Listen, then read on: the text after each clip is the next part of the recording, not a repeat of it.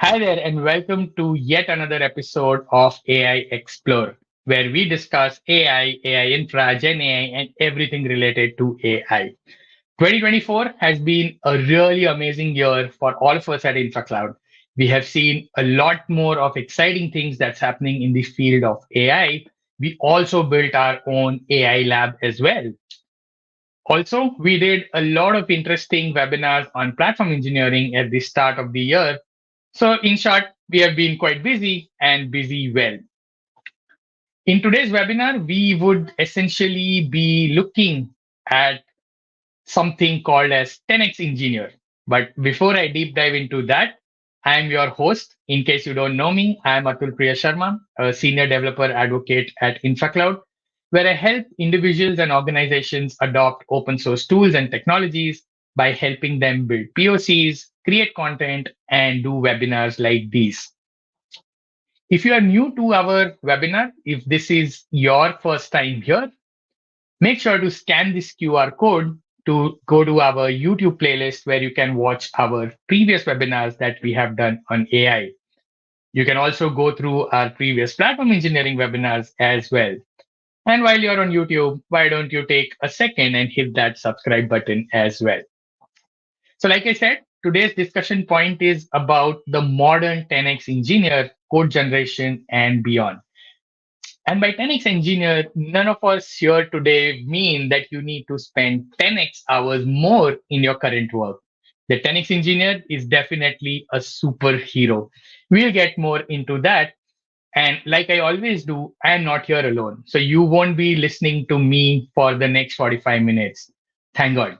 I have some amazing speakers with me today, and let me quickly bring them up onto your screen. So I have Arvind joining in us from CodeRabbit, and we have Samir from InfraCloud. Hi, Arvind. Hi, Samir. Thank you so much for joining in. Yeah, Hello, Atul. hello.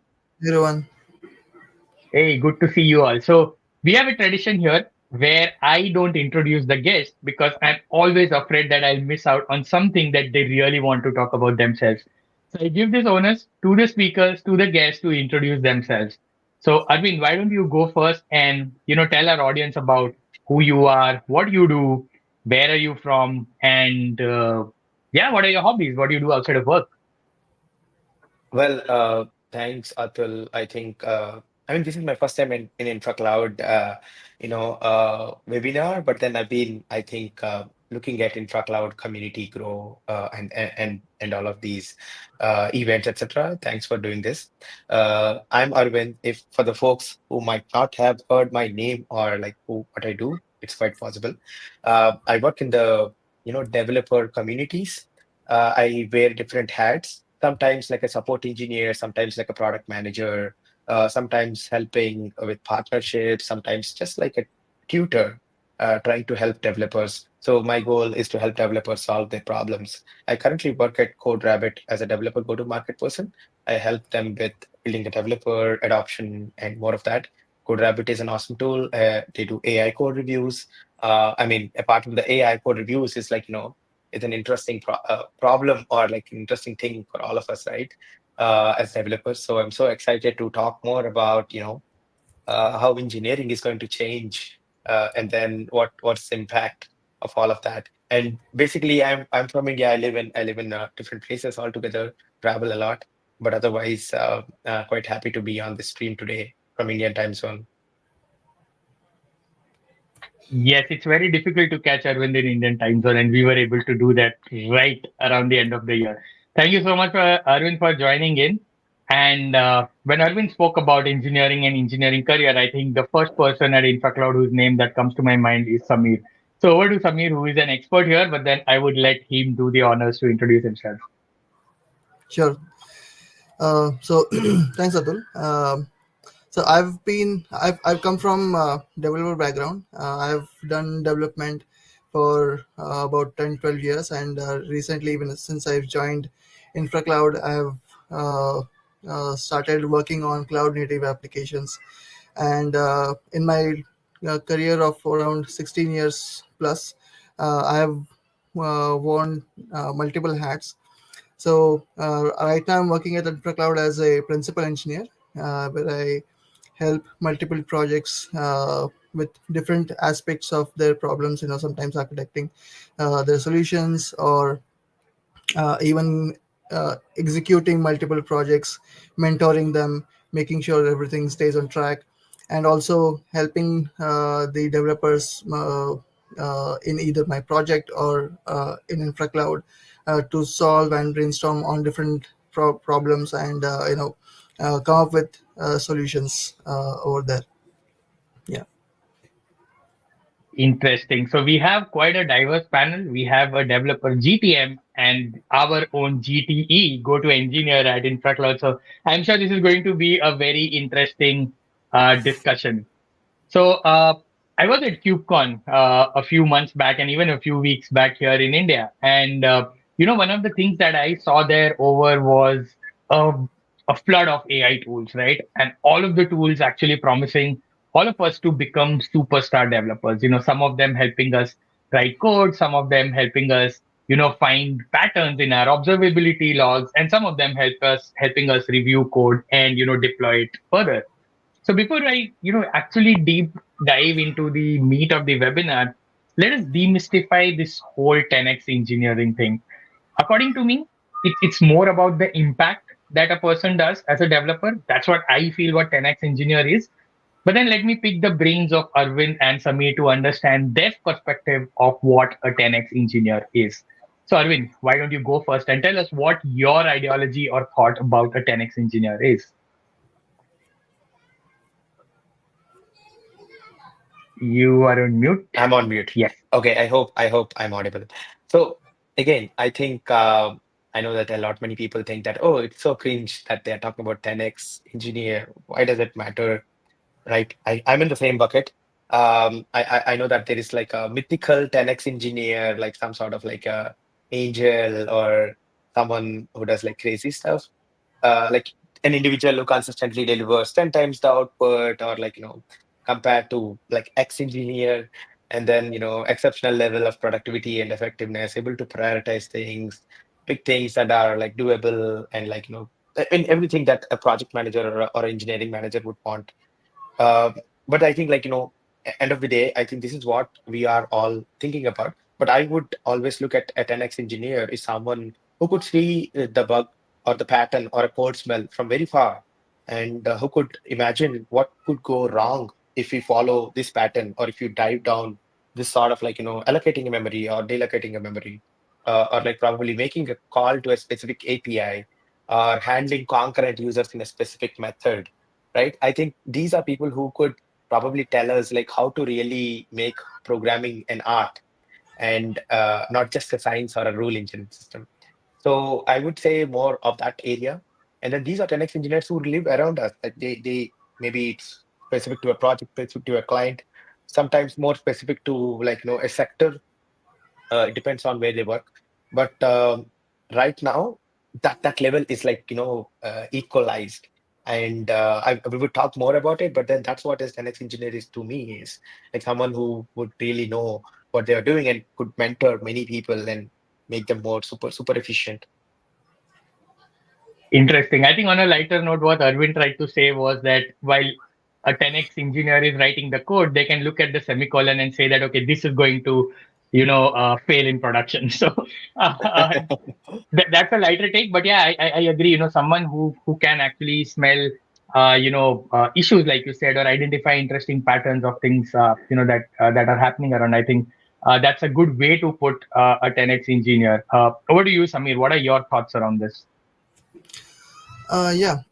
So, uh, like you guys were mentioning, right? 10x engineer, the mythical 10x engineer.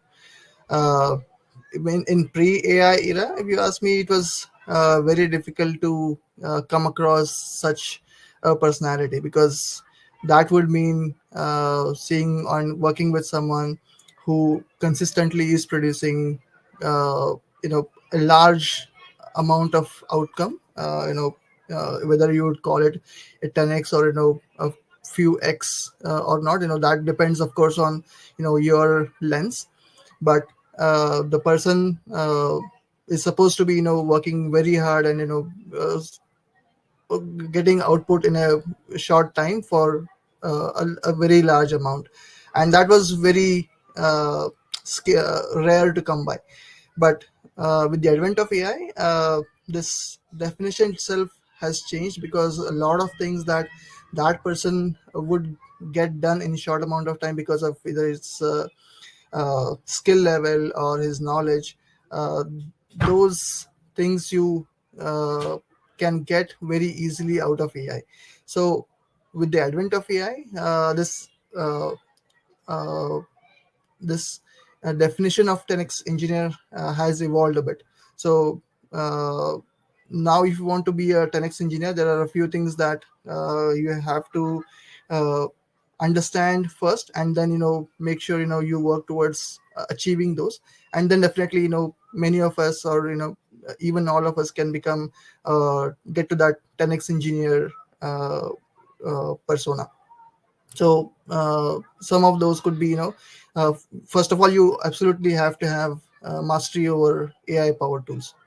Okay, because that is how you increase your productivity by multifold. But that itself is not enough. You also have to have a problem solving and innovative uh, mind that you have to develop. Uh, in addition to that, you have to be a critical thinker, a decision maker. So you have to have the entire life cycle of the uh, product planned in your head, the design for that product, the implementation approaches, testing approaches, all of that you have to have uh, thought of well in advance, so that you can make use of these AI tools and the capabilities that it offers you in a effective manner, so that you can get to that uh, 10x productivity without getting bogged down by smaller details. Interesting. I think Samir has given us an all-round, definition of a 10x engineer who is supposed to be all-round, right? Be it a critical thinker or be good at development, identifying patterns. One thing that Samir actually mentioned while he was, talking about this was the pre-AI era and the post, or the current era. It's not post. I cannot say post, but then the pre-AI era and the current era. And one of the things that has changed over the past is the SDLC, or the your typical software development lifecycle. I remember back in college we studied about the waterfall model or the agile model, and all the various steps that are involved in SDLC and how they actually progress to build a particular application or release a particular feature. Now there has been quite a change, like Samir and Arvind both pointed out, and this change has not taken a million years or so. It's just been like say 5 years or 4 years, and this cycle keeps on changing every year because the landscape changes. The demands of your customers changes. Everyone wants things to be more agile, more flexible, right? So before we actually get into the AI part, let us look at how the whole process earlier was and what are the various issues that came along, with the traditional way of working. So I would go first, because I'm the host, so I'll take that, leverage. So I have been a tester for a large part of my career initially, and one of the major hurdles that I used to face during the, pre-AI era, if I can use that word, was always around the quality. Every time I used to get a build or a feature shipped from my developer, either the unit test was, missing, or some feature that they ignored while testing, and something that was not implemented, and it was probably not in line with what the story was supposed to be, right? And I'm sure a lot of other folks who have joined in to this webinar, right, you would have also been a part of the entire SDLC, or maybe at some point where you are either writing code, or you are fixing code, or you are probably looking at observability and figuring out what's going wrong in your pipeline, and so on and so forth. So there are a lot of challenges that were involved, early on, and here are some that I have put, apart from highlighting the quality issues. So Samir, from since you have spent about a decade, building applications, from your experience, what are some significant changes, or significant challenges, sorry, that you have come across, earlier, the pre-AI era, as you mentioned? Definitely.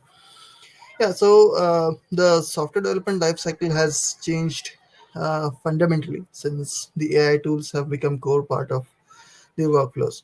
So before, so much of the process in the SDLC relied on manual effort. So like uh, uh, the development, which is the large part of your SDLC, most of it used to spend on writing boilerplate code or writing, managing and writing repetitive tasks, troubleshooting issues, and that too after they surfaced.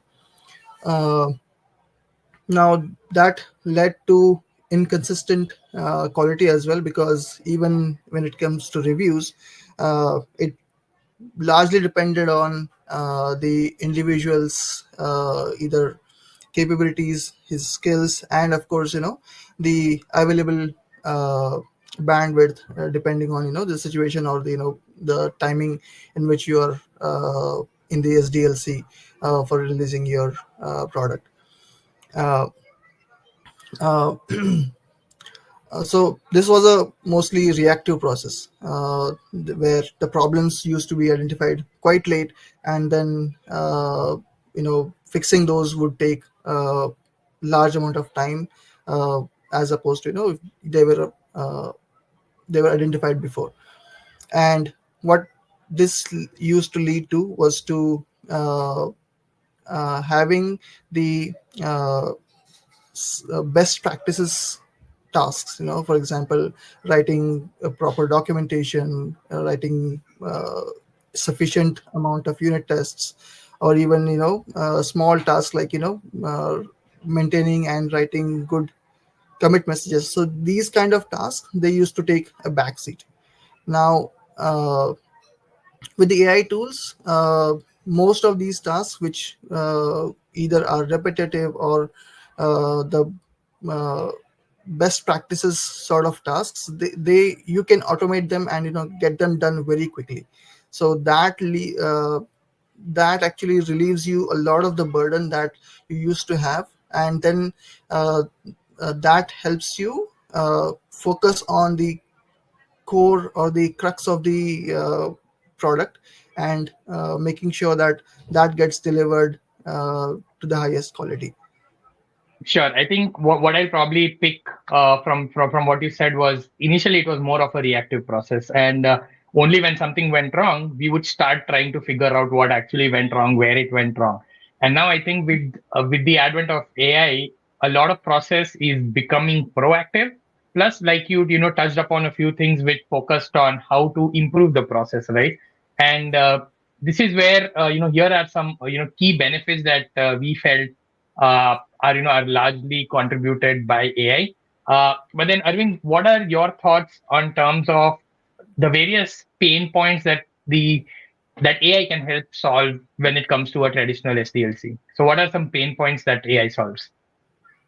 See, I think end of the day, a lot many times when we try to build our code, let us talk like a developer, right? We pick up a ticket or something, and then we try to make sense, research about it, think of a flow, write the stub code, and then probably check with somebody, can I do this in this project, do this way? Because I have no clue if I have to implement it that way because I'm touching a new code or like writing a new feature, right? There's a lot of research. It's very subjective to each project that each developer does. It might be a legacy banking system. It could be something like very flashy. People might be using Next.js to do something or React to write custom stuff, right? So, but we all do a lot of research. I think that research time has reduced right now. You could find things very faster, but also there is an edge case that we can all discuss right now. But then the point being, your research task is so less, you get information so faster, you should all use that for sure. So that is the major benefit when it comes to AI, right? I mean, using the generative AI, using code generation, or any of these things, right? You could go out and search what is like the how do I understand like promises, and then what are the bad practices using promises in the React ecosystem or something. Or you would want to see what is the if someone gave you a system to, hey, we need to go off this auth system and try to implement our own auth. How do I build an art system? And then, probably what are the basic things, good, bad, ugly. and then if there is any open source library that I could use. So I think those are the things that people could literally do. Research task is simply easy. So yeah, I think that that's more important, yeah, in general. Yep, I think I totally, agree with you on the research part, or in general, also focusing more on the learning curve. I think with a lot of AI tools now available, it's very easy for a developer to take on a new framework or understand a new language or a new tool, because AI is there to assist. It's like everyone says, right? You have someone else sitting next to you who is guiding you to go do stuff at 10x the speed, right? So I definitely agree to that research bit. Also, it reduces a lot of manual effort, like we have pointed out, and like Samir mentioned earlier, a lot of repetitive tasks that you did earlier. Maybe it was as simple as checking out your code and pushing a commit, or maybe writing a README file for you. So a lot of these things have been taken care of by the AI applications that we have, and that eventually leads to a lot of time savings as well, and which eventually improves the productivity of a developer, as well as improves the quality of the features that we ship. So while these were the benefits, let us touch upon some reasons as to why you should be using these tools in your, day-to-day task as a developer. For some developers, it would be like, hey, I can sit and write my own function. But for others, it would be like, hey, no, I need code completion because that allows me to do things faster and build features faster, right? So this is one debate some folks might have. We do have some pointers here on the screen, but I would like to hear from you, Samir. What are some, maybe a couple of reasons why you feel someone should use an AI tool in their day-to-day, development workflow? Definitely. I mean, the points that I mentioned before that you also touched upon, doing the repetitive tasks and just getting AI to do those for you. I think that's a huge help, and that's a huge reason why anyone should go to AI dev tools. But that's not that's not the only reason, right? I'm sure you too, as well as many of our listeners, would have also experienced this, where you have a tight deadline, and you are putting in extra efforts, right? What you're doing at that point of time is just sitting at your desk, focusing on your work, and then making sure that whatever tasks you are assigned with, they get done in that 10-12 hours of time that you have spent. uh, but what happens is, even though you are just sitting at your desk and working, which is not a very physically intensive task, you would feel drained out at the end of the day, right? And that is mostly because the thinking that you're doing, that drains out your energy quite a lot. But with AI, you can leave the uh, you can leave the bulk of the tasks to AI, and then get the same amount of stuff done in a very less amount of time. So that is a huge help to you in terms of saving your energy. uh, and that is one of the biggest reason I would consider AI dev tools. uh, it is also a way of overcoming mental blocks. So many times we would find ourselves thinking and racking our brains as to how would I overcome this problem. It could be writing a complex algorithm for the uh, feature that you're implementing, or it could be even something as small as right, making sure that the tests that you're writing work, right? So any of these tasks, if you are having a mental block, AI can come and help you to suggest different things, different approaches, and just speed along the overcoming those blocks. So those are the few of the biggest reasons, in my opinion. Interesting points there, Samir. I think I totally echo your thoughts when it comes to overcoming mental blocks and writing some initial stuff that you need so that it speeds up your entire development process. Coming to Arvind, I know the kind of work that you do. I've seen you wear many hats and do different things, and I know that you interact with a lot of different people. You interact with people of different, from different backgrounds, different, experiences, different personas. And what I want you to help our audience and me understand, using a AI dev tool from a perspective of a junior engineer who just joined the team versus someone who has been, who's Samir, for example, right? You have Samir at one end who has spent 12 years building applications, and other side you have, let's say, me who has just joined the team and I'm barely 2 years now. So with these two personas in mind, how do you suggest them? Why should they be using AI tools I think and how? AI cut across. I mean, if you are looking at like why does it make give productivity to different people? Like maybe it gives productivity to someone like a junior engineer. It gives how does it help senior devs? I have two perspectives. Like I think I have met very recently a lot of senior devs who don't really find value in AI. At the same point of time, I've met a person who's been working with likes of WhatsApp and Apple and been maintaining. I think it's the podcast that I'm talking about that I did with Item founder with George Nashman. And he's been working on that project for 23 years, and he found AI to be extremely productive, which is something that I like did not expect him to say that. But then he finds ChatGPT interesting. So I think there are all sorts of people, all sorts of buckets. Some are in or some in working in specific niche and like specific areas might not really find it effective because it doesn't really move the needle like from 40 to 70. For some, it does move needle from 20 to 70, right? So I think end of the day, be it a junior developer who's learning the skill on the job, and or a senior developer, it AI is helping them end of the day. So if you look at it from that level, but what I've seen senior developers more consciously looking at it is they actually rigorously check the output.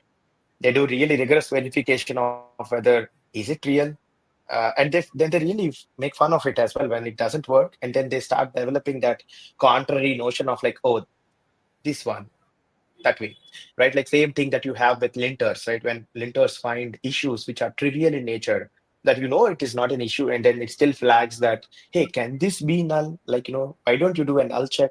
So things like that, right? And then maybe they're very curious, but then also like be cautious, and they always encourage like being in the loop, right? So senior developers always have that feeling that I keep noticing. And but then I think junior developers are a bit like on the other end. Sometimes some are very good, but then sometimes they probably think that, okay, this is it. I'm done with this one. But in the long term, if you don't challenge, AI confirms your bias, and then it is not just giving a lot of contrary feedback. So so I would say that it is helpful to both spectrums or different sort of users. It's how you probably like make your way through, and how do you probably prompt. And that's where I think I've been also trying to work on a specific guide, or things that how do you prompt engineer a code generation model to get what you want. How do you probably ask questions to your code generation model so that it yields the right sort of results. So it's most probably for everyone, right, including senior developers as well. Interesting. I think the point that you made about moving the needle from 40 to 70 and 20 to 70, and that really depends on the use case and how they actually perceive. And the whole fact that, doing a fact check of what AI generates, right? When I ask AI to write me a complex function, a junior dev, like you rightly pointed out, might just take it and paste it and say, hey, I'm done. But a senior dev would probably look at it and say, okay, this might lead to some memory leak somewhere, or it might affect some or the other function that I have. So I think uh, the reason for using is clear, but then how do you use it is also critical. And with the question of how, I think I would like to ask all our audience, who have joined in, that how do you use, your AI tools? Do put in the comments in terms of what are the tools that you use and how you use them. We would be discussing about various tools and various different steps where you can use them. But we would like to hear from you. What are the tools that you use and why do you use AI?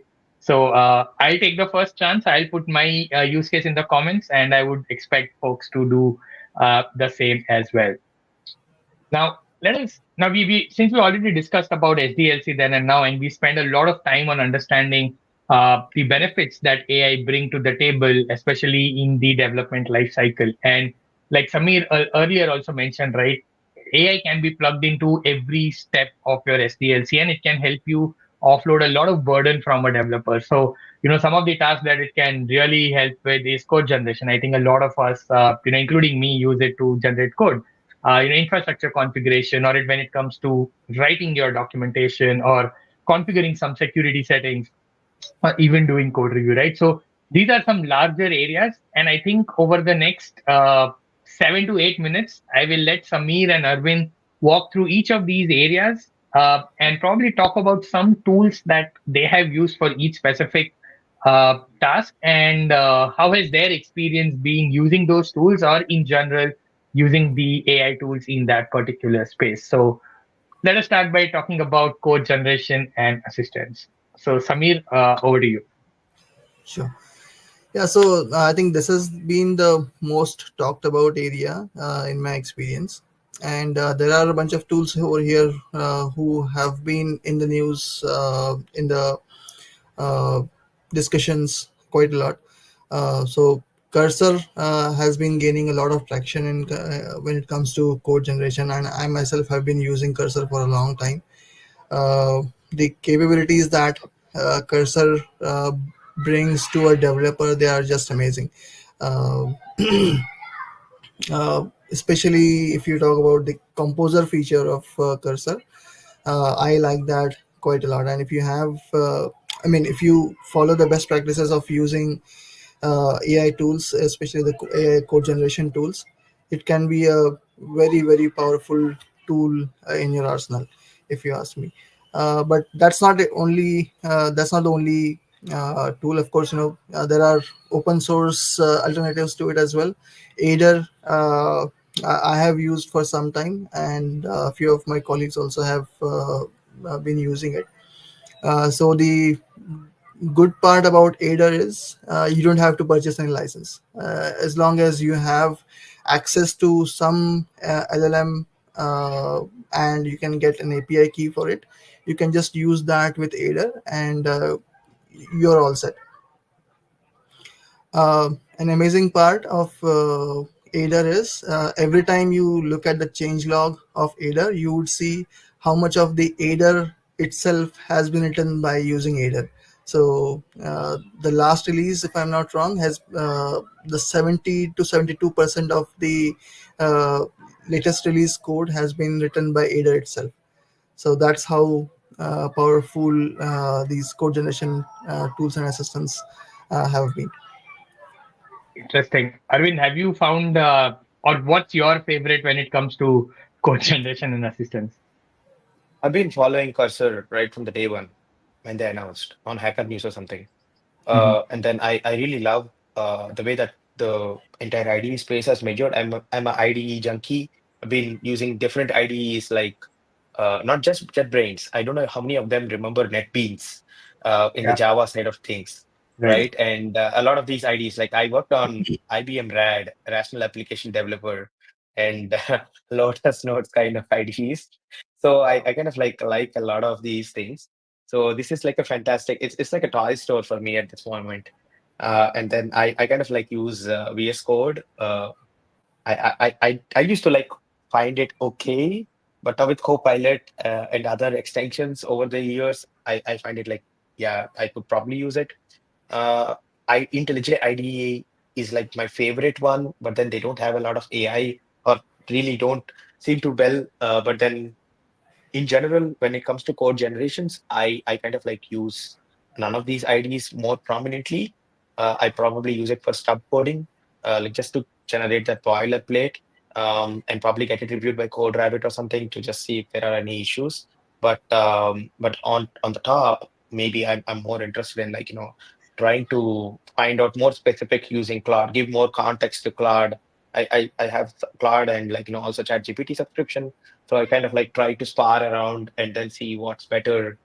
Is it better like for example, I kind of like generated a code using Cursor, and then it's not just Cursor's fault in general. Like it generated more super buggy code, the code that would probably go in a linear fashion to go and get the list items from an API, right? It's a service like GitHub, and then I just asked, can you do it better? And then it suggested a much better way of like using threads and then but if I don't ask, right, these IDEs would give me something that I probably know. So I think like IDE is like a hammer and and your problem is your nail. So I kind of like find it very exciting, but then also like the methods. So agentic experience is something that I'm really interested in. So both Cursor and Windsurf and another IDE from Codium are like really into it. There are so many IDEs now. Every day there is a new IDE. So I think I'm more excited at least like trying out a couple of them and then see which one has more agentic experience. But then end of the day, not just because I work for CodeRabbit, but in general, like, it's good to get it reviewed to have an alternative perspective of like what things go wrong. Yep, I think so. All these IDE companies are keeping Arvind on his toes with a new IDE coming every day. Arvind is always on his toes to try out what's happening new. Talking about new, I think GitHub Copilot yesterday they just released a free plan. If you for a certain number of prompts and certain number of minutes with VS Code. So yeah, if you're using that, you have a good option with you. Moving on to documentation. Yes, Amir, take us through on what are your tools that you have used. Yeah, so I myself has have been a developer for most of my career, and even nowadays, I do develop few things here and there. So what I'm saying is documentation is not my forte, but still I have tried a couple of documentation tools here. So Doc GPT, if you guys don't know, that is a tool for integrating AI assistants into Google Docs. So I have tried that a few times, and if you are more into writing product documentation, Mintlify Writer is a great tool that can help you write and publish product documentation, guides, API docs, and a bunch of things. And it can even help you publish those documents. Uh, but some tools uh, uh, in this are multi tools. So for example, the IDEs that we were just talking about, right?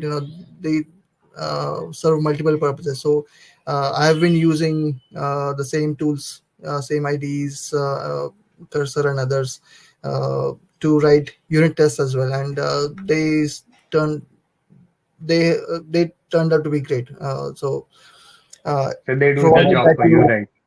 Yeah, I mean, provided that you give it the right prompt, the right context, it can write amazing unit tests for you without you having to get too much involved in it. Yeah, I think prompting is the key here that Arvind also pointed out Definitely. earlier. Yeah, Definitely. Arvind, anything from your side? Any specific tools that you have been using for documentation and testing specifically? I did use one tool called Doc-E back in the day. It Okay. used to generate Doc-E AI, and it used to generate multiple of these language specific, framework specific documentation when you give sort of indexing and stuff like that. But then there are many tools nowadays. Like I know that there are people who are working not just generating docs, but also like answering questions on docs, like Kappa AI in Keep, which Anthropic uses. You could go to docs.anthropic.ai and then maybe search for it. I think you would find a lot of these. There are more customer service tools that I find more interesting that could generate documentation. More of looks like B2C. They Great. clear feed AI in Keep. I mean, no, sorry, what's that? ANR AI. So some of them they could probably use. So it's very interesting to see the different sort of approaches that people are taking to kind of like answer, because end of the day it's not just about generating docs, it's also like about answering questions on the docs. People come to docs to find a API or like to find, read, understand. So this is also like a chat GPT on your docs kind of a thing. Interesting. I think when it comes to infrastructure, I'm sure it's while it might sound easy, but then we know how complex infrastructure can get, right? And there are some GPT, let's say talk about Terraform GPT or Infra GPT that are out there, and also the Copilot and Cursor will actually help you, generate your infrastructure code, or maybe even simplify the management task. But Sami, do you have a pick here or anything interesting that you have tried which actually makes your life easier? Yeah, I mean, for infrastructure, I believe most of the tools that I have come across, they are just up and coming. They're not up to the level of code assistance, if you ask me. But still, you can again use the same multi tools like we have been discussing, and you can even get your infrastructure configurations out of that. There are only a few areas like for UI development as such where you can find specific tools like V0 that is specialized tool for it, but otherwise the code assistants are great at multiple things like we have been saying. Interesting. V0 is what you mentioned. Probably I'll have to go and check. Arvind, do you have anything here, or you're also in the code assistance, part that actually helps you do all these things as well? Yeah, I mean, when it comes to this sort of area, generating configs, there are, I mean, obviously you could use these code generation tools, which can also generate some of this. But the sample set might be very small. I'm just thinking that, there's more that needs to be done. There are people who do Terraform test. Terraform test is a target that you could run on your Terraform scripts. So I guess like more people who are in the config space could do something more interesting because they have data, and then I think until then it's just like the normal chat GPT and all of that. So that's what I feel. There is like more tools in this space that are to validate or like verify if a build is passing, or like what is the CIDR notation that would probably bring down your network or things like that when you compare. So there's a contextual analysis or like making the decision based on that. So I'm more interested in that. But then generation is still again the same lot in It's general. the same. It's the same. Yeah, yeah. I think I completely agree. What you mentioned about validation. I think when you're putting certain values, especially when it comes to, let's say, dealing with YAML files or Terraform files, right? A single value can make or break stuff, right? And I think if you have certain tools that can validate what might happen with something of this sort, or if this might just go and bring down your entire infra, I think that's going to be really helpful. And I think with that, it's a good segue to get into the security and scanning side of things. And while there are quite a few tools that we have already focused or discussed about, in the earlier stuff, right? So we spoke about the various code assistance tool itself, who can actually help you with basic level of scanning when it comes to your code repo or even your infra code. But then things like SNCC, probably that we have mentioned, or check marks, as Samir, because Samir is the one who has put this tool in. So I'm assuming he has definitely tried either one of these. So Samir, any thoughts on these? If there is your personal favorite, or what are the things that you want to see when it comes to security side of things? Yeah, so for security, there's a these tools, Sneak or check marks. They are primarily SAST tools, that is static application security testing, and Sneak is now powered by Deep Code AI, so that helps you do a much deeper SAST of the code. That is static application security testing. And checkmarks AI, I haven't tried myself, but I've seen some posts about it which are very promising. Yeah. Interesting. So check marks is something that Samir is going to be, giving it a try.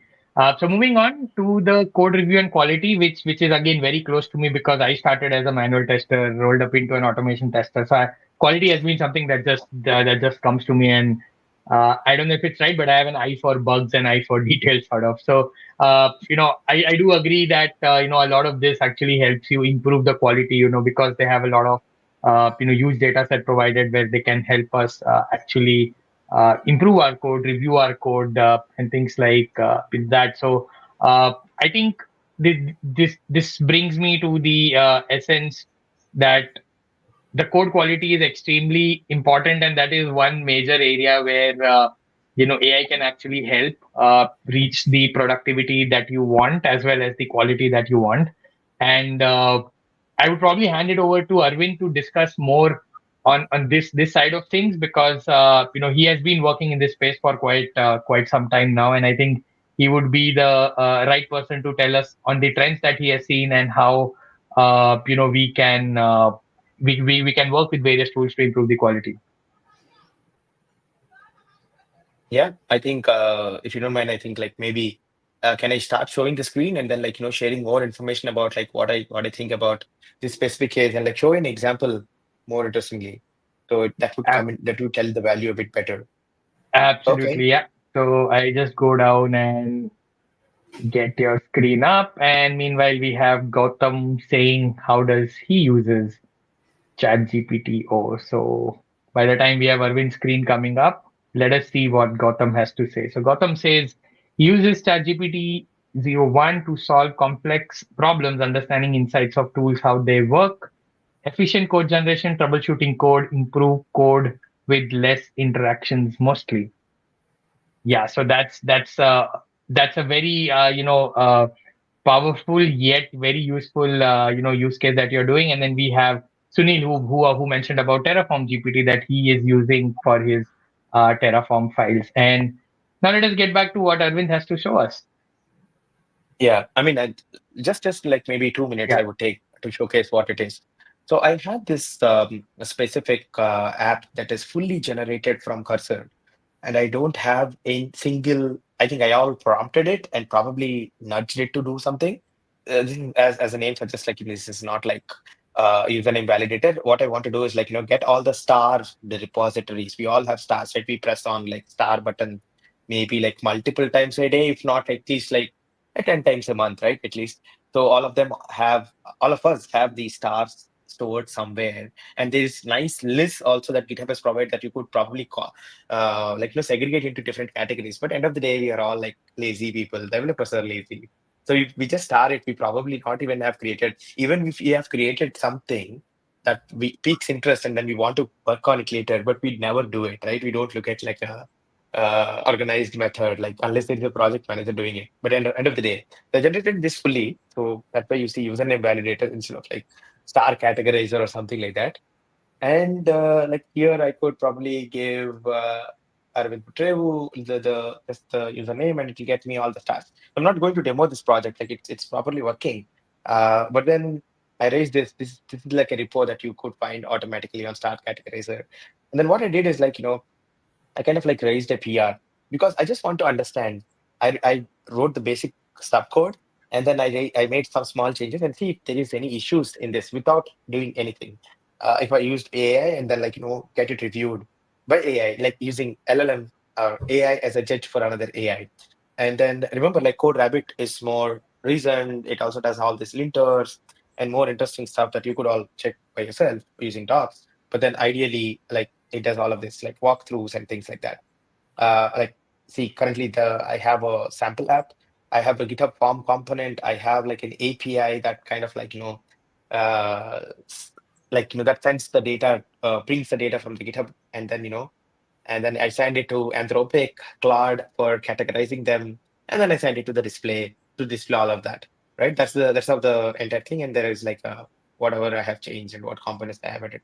But interestingly, there seems to be a lot of like um, stub code or like code that kind of like I've written that's maybe not really maintainable, and probably I've not even thought about like bounds, and which in ideal case you would do, right? You would always think about should it be 100 or should it be 1,000 at least, like, or it will be found when you try to unit test it, right? So rate limiting is one of the suggestion that it does.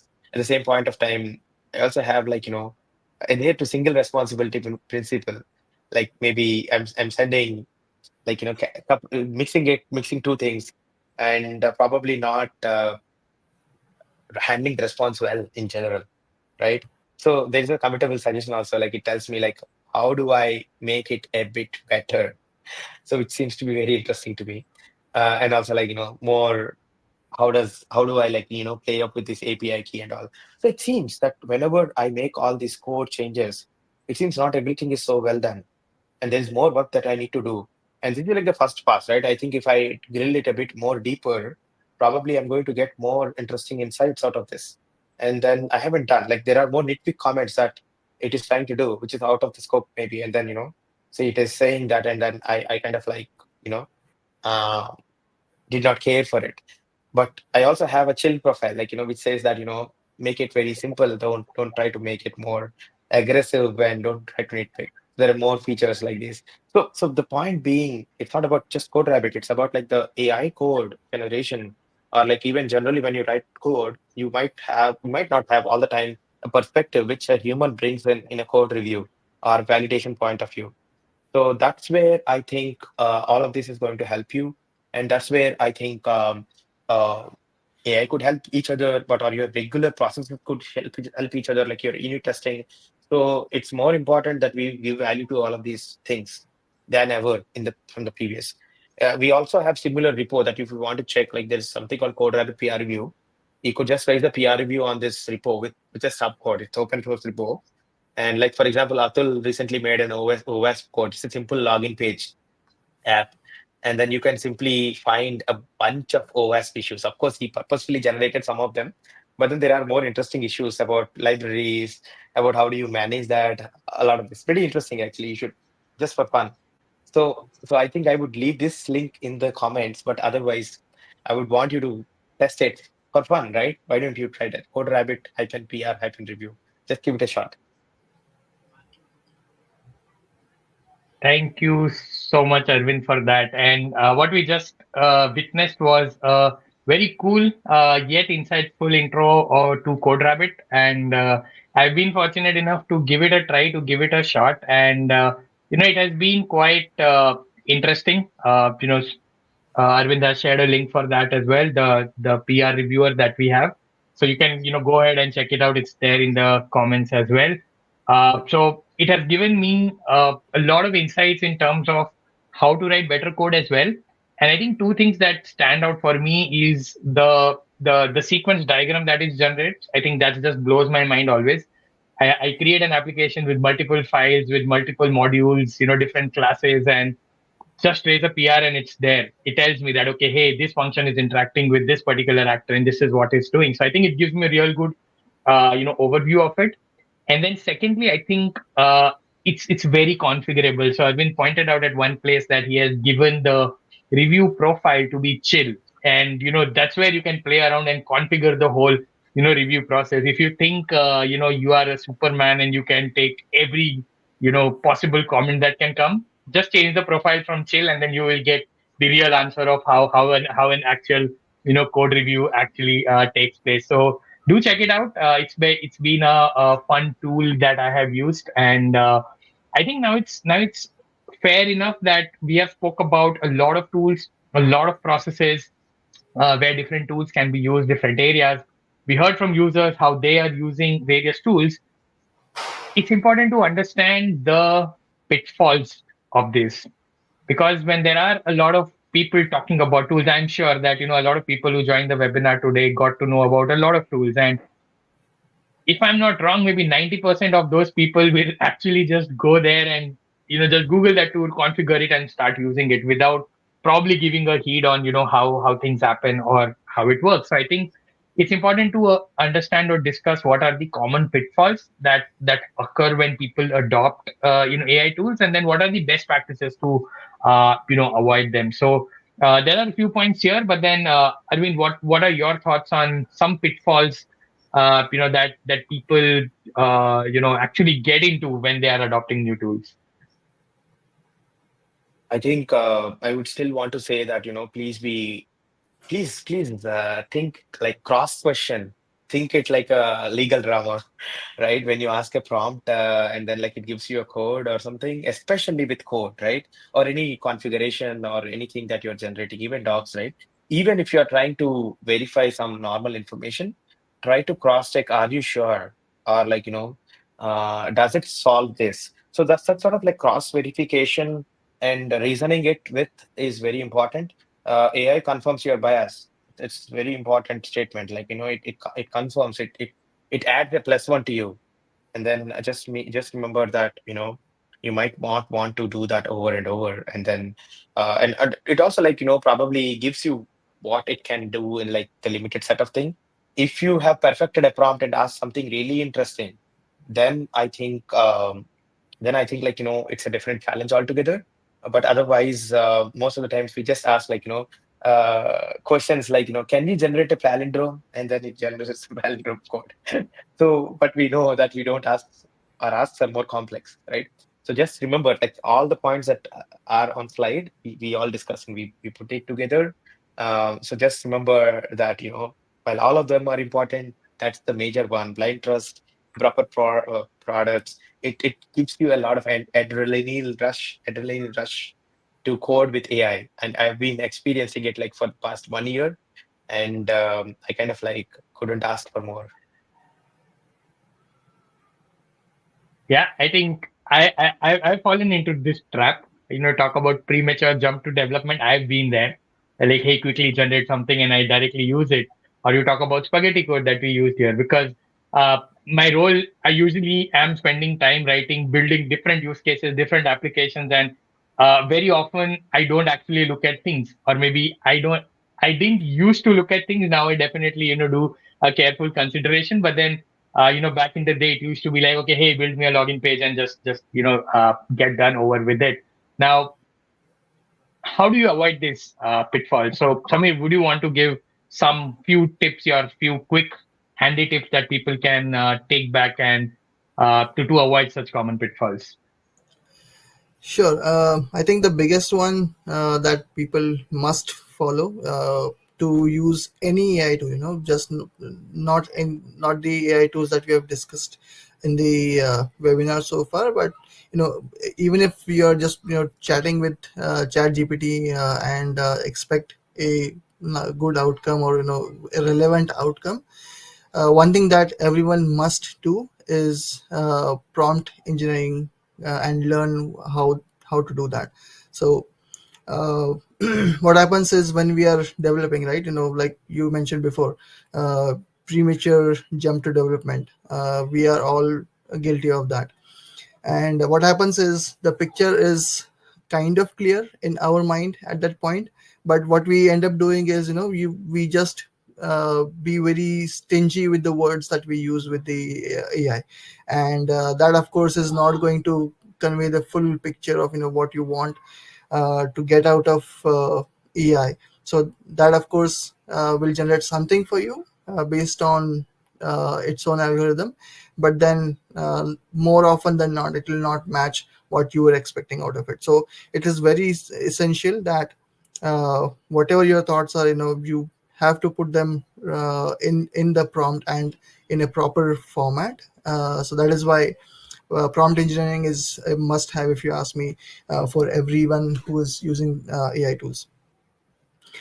Secondly, uh, like I also mentioned in the beginning of this webinar, that having a full picture in your mind is also very important. So if you have thought of all the aspects, you have decided as what design approach you are going to take, what are the libraries or frameworks that you are going to use, what is the approach you are going to take for a particular piece of feature that you're writing. So if you have that clarity in your mind and you convey that to AI, then it can follow that and give you a much better, much error-free code uh, than if you were not to give that to it. And of course, reviewing that code is also very important, because it is known to be prone to hallucinations. So Right. making sure that and whatever outcome you're getting, you have to verify that yourself. Otherwise, you might end up very far away from what you Ab- actually expected to be. Absolutely. Yeah. I mean, uh, never trust blindly anything that you see.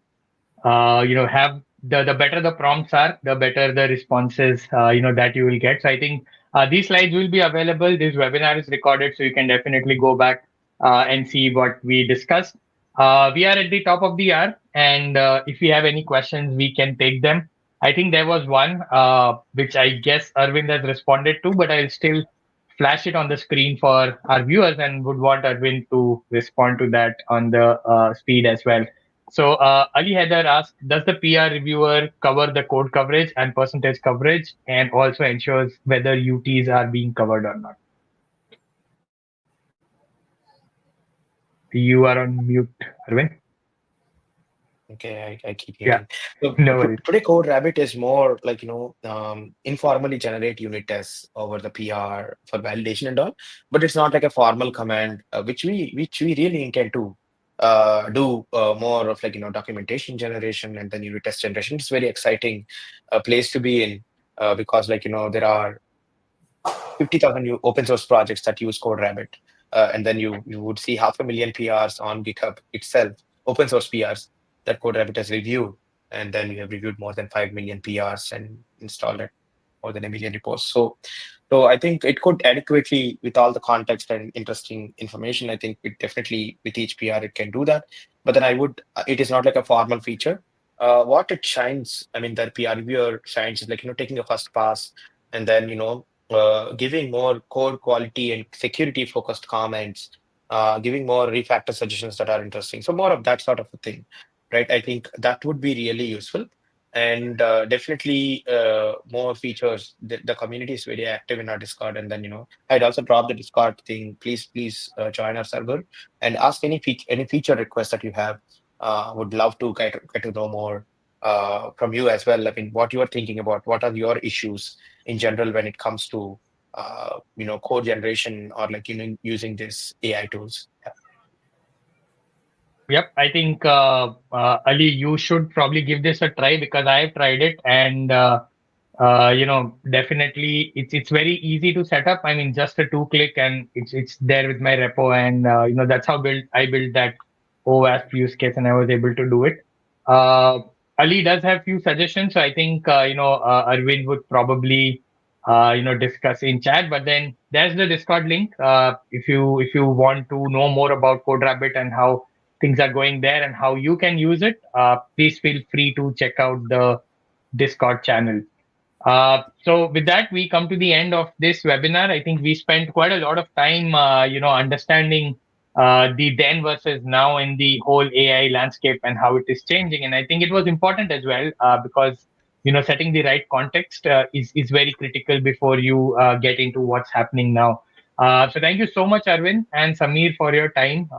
It was a wonderful discussion I had. I got to learn about a lot of tools and processes. Uh, I'm sure that even our audience would have gotten something else. So, any parting things that you would like to add on before we close this webinar, Arvind? We'll start with you.